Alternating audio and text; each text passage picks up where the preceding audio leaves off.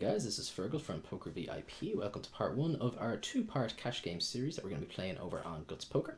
We're going to be 4-tabling 50 NL throughout this series, and hopefully we will run up a little bit of sneaky little profit for you guys. We're going to jump straight into the action. As I said, we've got all 4 tables up and running on the go. So we have Ace, Queen and Queens to get things rolling. So we're going to be 3-betting here, making it 550 to go. Button versus big blind. We take that down without a fight. And with our C-bet with the queens on the flop up on the top left table, we took that down as well. So a little bit of action to kick it off. No substantial pots, unfortunately. We wouldn't have minded a little bit of action on both particular boards, but hey, we won the pots, and that's all that really matters. Am I right? We open the 7-8 blind versus blind. We get 3-bet, which is a little bit unfortunate. We're going to have to let it go. And we're opening King 10 for the button. We take down the blinds without a fight. Pretty much a fine result. We wouldn't have minded someone flatting. We definitely didn't want to get 3-bet with that type of hand. Wouldn't have been good enough to defend. Playing a single raise pot in position with it though would have been fine by me. 9-10 can't defend versus a mid position open. And the 4-3 suited up on the top left table. We're not going to defend. If it goes multi-way, if one or both of these guys flat, then we will. But no, when it's not multi-way, we're just going to go ahead and let this one go. 4-9, we will also be throwing it rightly in the muck where it belongs.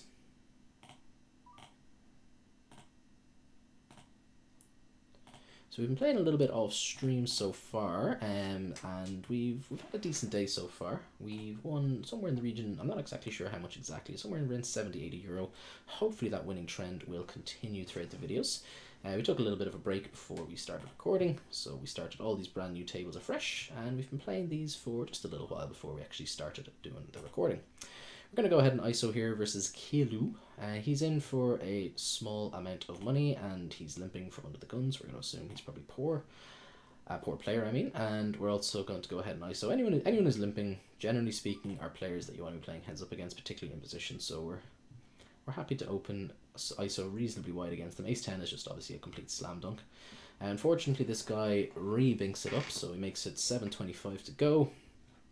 We are not going to be able to call here, unfortunately. But that's alright. We will have other spots to accumulate our chippies. 6-Jack is not going to be one of those spots though. We're going to have to throw that away into the muck where it belongs, as we have said so many times before so far already.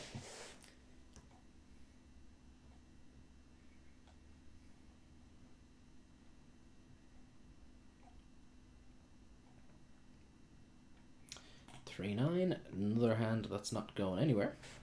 Been a little bit card dead now for the last little while.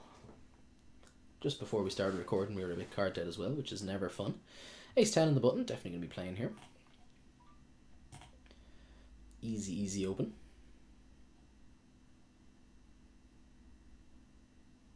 And we take down the lines. 6-7 suited, we will also open. Here actually we're just going to limp behind here. This guy limp folded there a moment ago, but it's not something. But this kind of hand doesn't really lend itself well to ISOing, or at least as well, because obviously when he's this short, we just don't really have that implied price. If he was full stacked and he was like the limper, then I'd absolutely be looking to ISO him all day long. When he's shorter stacked though, I'm happier to keep the SPR, to stack to pot ratio a little bit higher, or a lot higher in that scenario. We do have a gut shot, but we're not really gonna, like, we're not, like, as I said, this is a scenario where if he was full stacked I would be happy to go ahead and call, but unfortunately we cannot do it. We're just not getting the right implied price to continue, given how few 8s that we have. We only have the 4 of them, and we're happy to check the 8-6. Big blind special please dealer. No joy. Unlikely that we'll get to see any free cards here, but I mean, even if we see a free turn and we improve, we're still not planning on putting any more money in. If we see a free river and we improve twice, then we will look to play a bit more of a pot, but we'd need to hit 2 pair or triples. King 8 we will defend here. If this guy limps, then we're gonna. This guy we're pretty happy that we're up against a pretty weak player. We're going to go ahead and we're going to wager.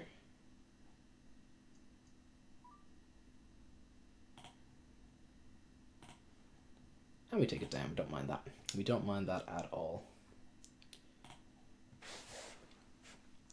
So yeah, we have this guy tagged now. We're happy that he is a very, very weak player. So he's limped like 3 or 4 times now, and he limp folded once. He limp called a second time and folded to a single C bet, and he got a little bit aggressive then in the other pot where it was multi-way, and it just limped through. So and then he got a little bit aggressive on the ace high board.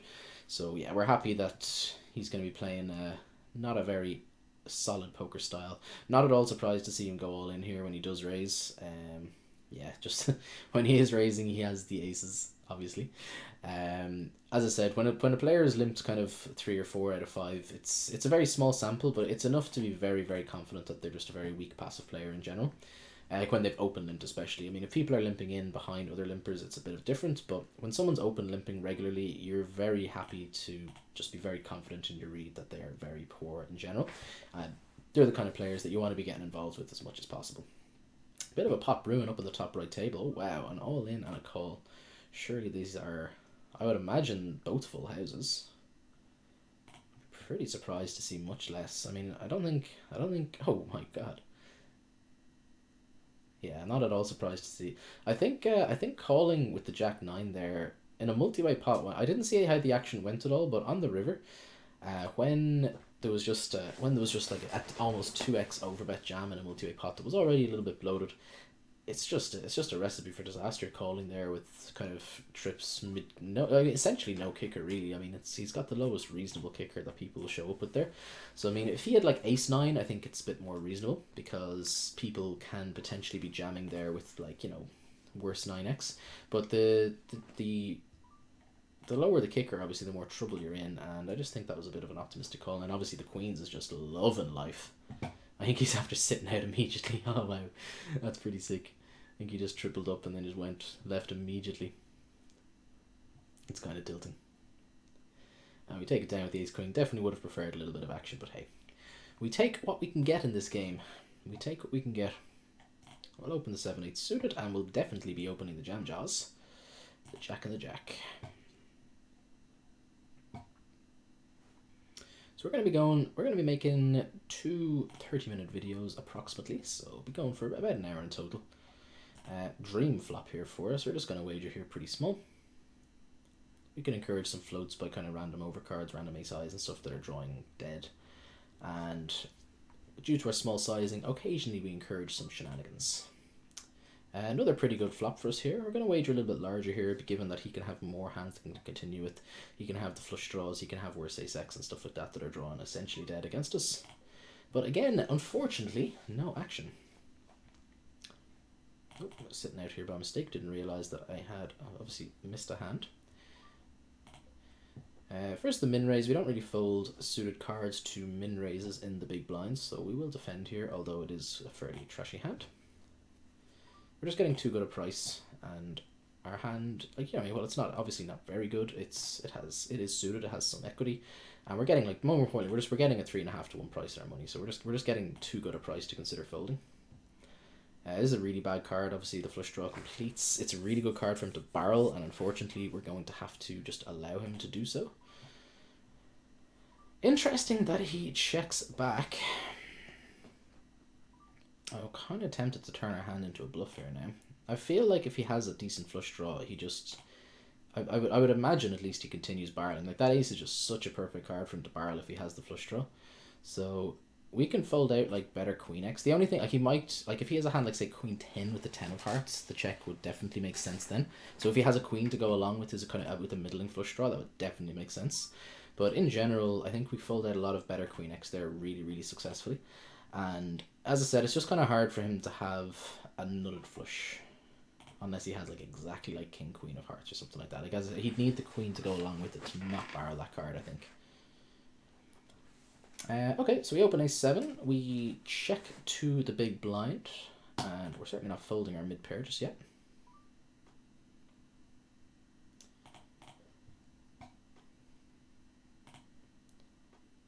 This king is an interesting card. I'm kind of skeptical when he continues firing on it, to be perfectly honest. I think we are going to give him the benefit of the doubt in this one and just go ahead and let it go.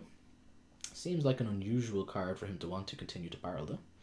And we do get rewarded for our discipline with the ace and the ace. So we're going to go ahead, we're going to make it 450 to go.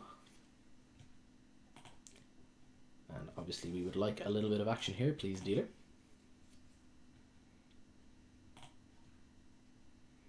We would definitely like a little bit of action. Okay, we get the call. Just going to bet third pot here. We do this with the, maybe not necessarily in this board. This board is getting a little bit dicier now. He can definitely have 9s, 10s, and jacks that he wants to play this way. We're going to check this back and pot control a little bit. That jack is less than ideal.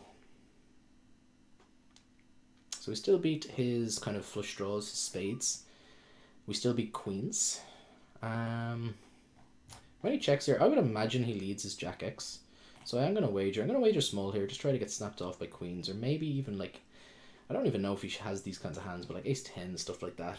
If he has ace 10 of spades, even ace 9. I wouldn't imagine he has those types of hands, but maybe. Actually, I probably should have sized this up a little bit. Since we're targeting queens specifically, I think we probably should have gone a little bit bigger.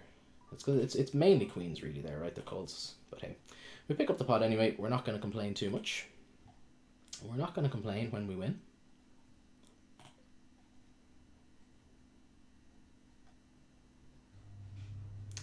3-9 on the button. Obviously we let this one go. So let's have a quick count at to where we are. So we're about to start the stack on the top two tables. We're up about a tenner on the bottom left, and we're up just over 7 on the bottom right. So I don't think we've had to add on onto these tables or anything like that. So that's an acceptable amount of profit, given that we haven't been playing for too long. An acceptable amount of profit.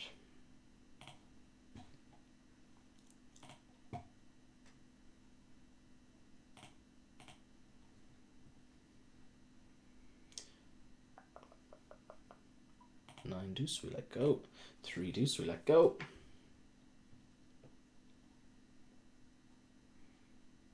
And the 3-6 we will be letting go.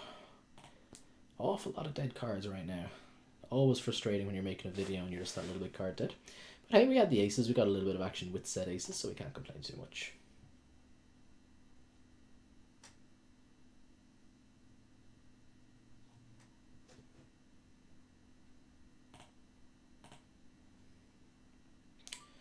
Eight, 7 of hearts, definitely going to be defending here. I've seen worse flops. I have seen worse flops. We're going to have to check this one. Like when he checks here, I think he's just almost always check folding. I wouldn't imagine he ever has a better flush here. So I'm actually going to just go ahead. Although, I mean, it's kind of hard for him to have much 7x as well. Actually, I'll just call. We're just going to call.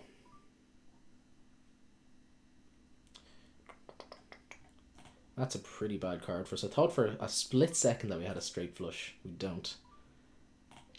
I mean, betting an 8-high flush here seems awfully optimistic for value.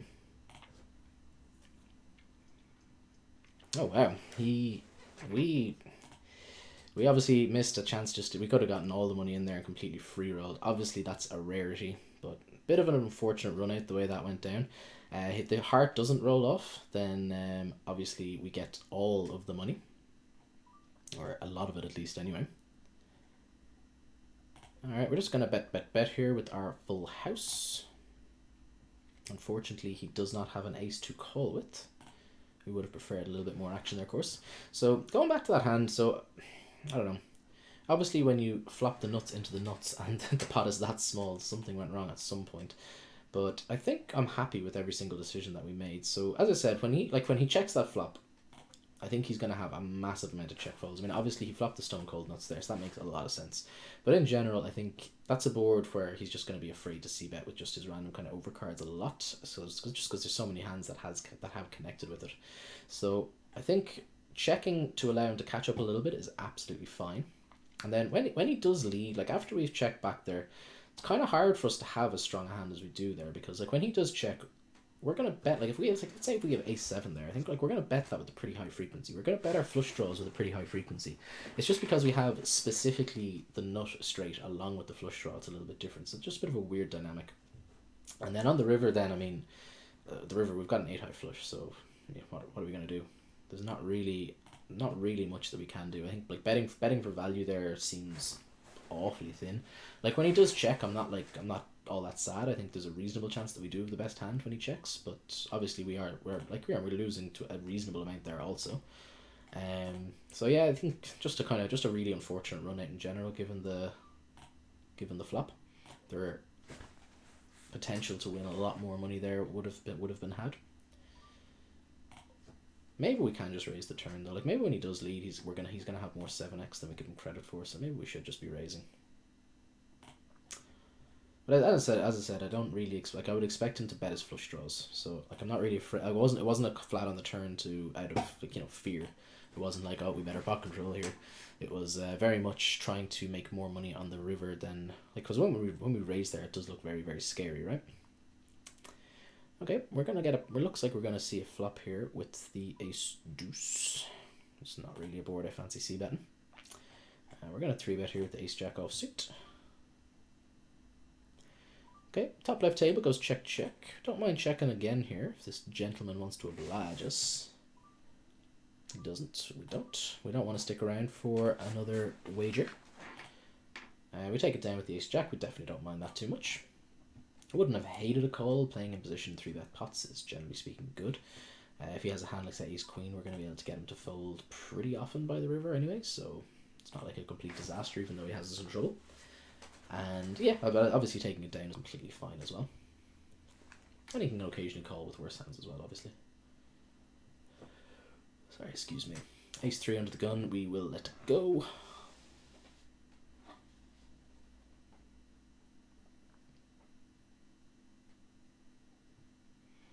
Eight 10. There's some scenarios there in the bottom left table where I will be looking to defend. Versus an early position opener is not one of them, especially when there's a 3-bet in front. If it had gone multi-way, I would have considered defending, but even then, it's still a little bit dicey. The offsuit suited one gappers aren't particularly good multi-way, but the kind of hands that we're looking to make with them are definitely going to be in our interests to have a few extra people in the pot, so it wouldn't be a disaster either. 3 king, we let go. 9-5, we're not going to go for a big blind steal. For a small blind versus big blind steal, should I say. Potentially bottom left table may break. I wonder what the situation is with other tables. Looks like there's a good few up. We'll be able to find another one easily if needs be. Ruining my pristine layout. Okay, so we have a guy limping here. I think this guy is new to the table. McCorney is his name, classic name. I reckon we are going to ISO if Serpico doesn't do so first. We're just going to bump it up now. I will defend the Jack-9 suited here versus the early position open. Very promising seeing the diamond roll off, but alas, no more.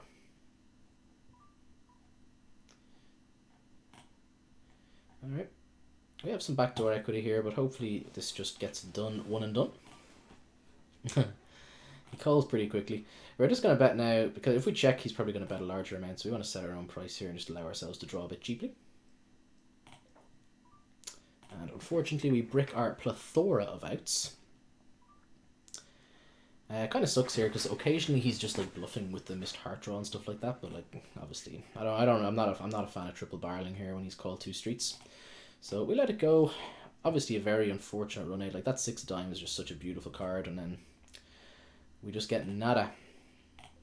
No justice in the world. So this queen is a card I will consider going for a check raise on.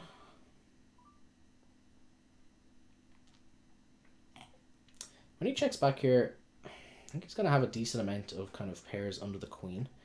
I don't think he's going to bluff this river that often. So I'm going to lead kind of small here and just hopefully he can just picks us off with like pocket 8s or something like that. Folds, and he folds pretty quickly. I don't think that's a river he's going to bluff very often. We're going to go for the 3-bet here with the ace 10.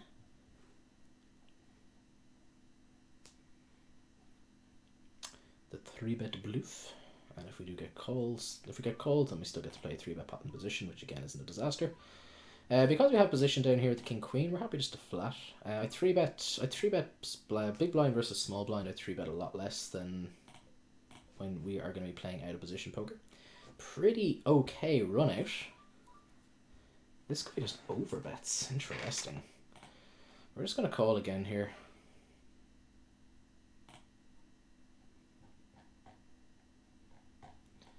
Kind of sucks that he's checked so quickly. I think he's going to be check folding here a lot, but when he is check calling, I think he calls a bigger amount, so we're going to go on the larger side here. But yeah, I think in general there, I think no matter what size we go, I think he's going to be folding. Interesting that I was kind of, the reason I flatted the turn is just I kind of expected him to follow through on pretty much every river. But it's a very polarizing bet there when he overbets. He's kind of the flush card, the flush completing wasn't actually that bad because he can definitely be overbetting with hands like 10 jack of spades and stuff like that for sure. So really surprised to see him just completely shut down there. But hey, these things, they're gonna happen. We still pick up a reasonable sized little pot. I wonder, would he have called a jam on the turn? I wonder. I doubt it. I mean, seems pretty unlikely that he does.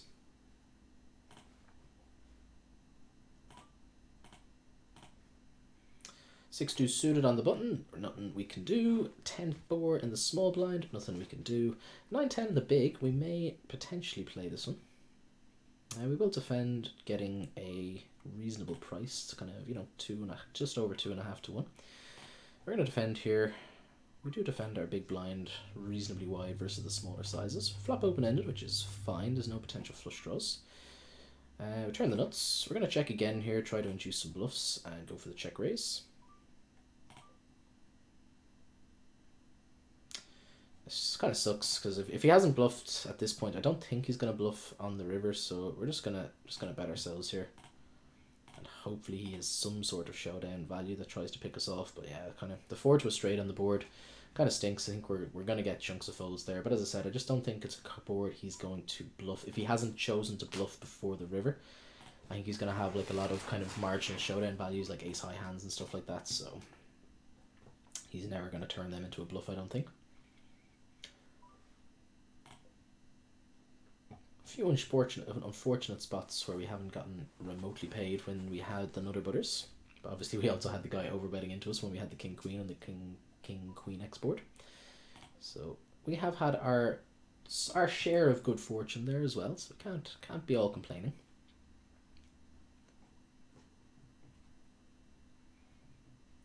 9-5 we let go.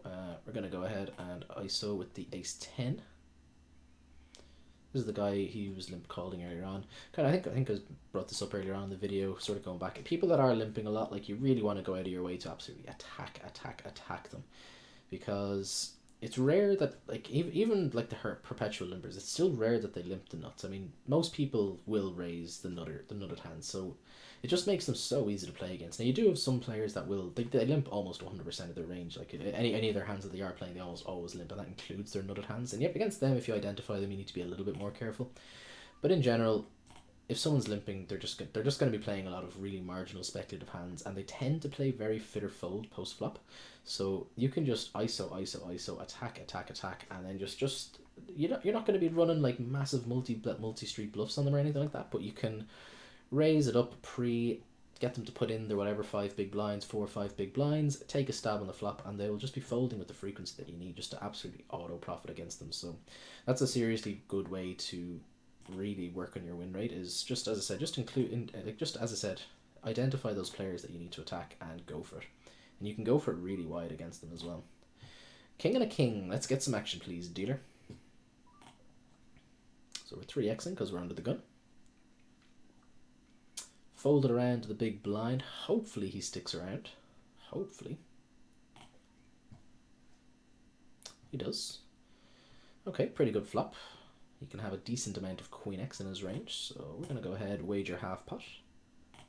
And we're going to call the King Queen suited here in position. We flop top pair with the backdoor flush draw and some backdoor straight potential.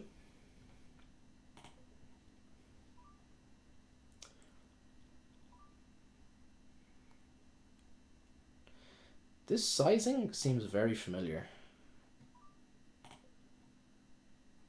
Interesting. I'm going to assume that was the same player on the other table. We're going to check here because this guy can definitely have Queen Jack, so we want to pot control it a little bit. And we will go for value, of course, on the river. Versus this sizing, I am going to raise for value. Nice. But yeah, as I said, that size is very, very telling. So it's good to know, because that was literally the exact same size that he chose on both tables, and that was over. The one of them was over here, and one of them was over here. So they're different. They're definitely different tables, but the sizing was identical. So I'm guessing it was the same person. So we decided just to flat the ace queen suited. Our standard line is of course to 3-bet, but I do occasionally mix this up, especially when we're a little bit deeper. And kind of sucks that we're multi-way here, but we're still not going to fold to a single bet. We're just going to protect our hand here just a little bit in the multi-way pot. Just going to bet just over a third pot. This is sort of semi-value, semi-protection essentially. I think some worse ace-x hands will call us here. And we do we prevent a hand like pocket 5s, 6s, 7s from going larger basically. Okay, so now that we get called in two spots, we're obviously in trouble.